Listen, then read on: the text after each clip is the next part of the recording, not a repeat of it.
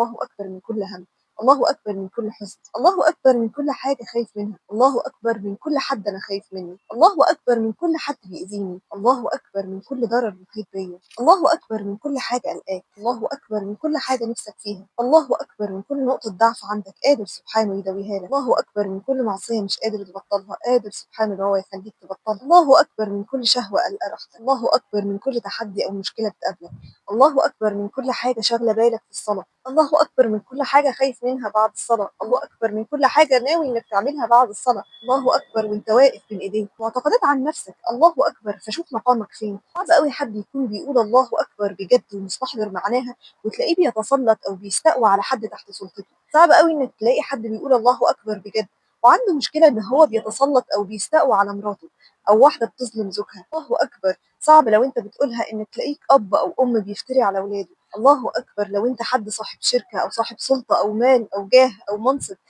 انك بتفتري او بتيجي على الناس اللي معاك في الشغل لانك مدرك الله اكبر، مش هتقدر ابدا انك تستقوى على اي حيوان لمجرد ان هو مش قادر يعمل حاجه ولا يدافع عن نفسه، الله اكبر لما بتتقال بجد بتخلي النفوس خاضعه لله سبحانه وتعالى، عارفه مقامها هو الله سبحانه وتعالى هو الرب العباد بين ايديه سبحانه وتعالى، خلينا دايما نفتكر ان مهما كانت مكانتنا او قوتنا او سلطتنا فالله اكبر، الله اكبر هو ذكر بيحررك من كل حاجه غير ربنا سبحانه وتعالى، الله اكبر هو ذكر النصره، ذكر القوه، ذكر العزه، الله اكبر هو ذكر الطمانينه والراحه والسكينه.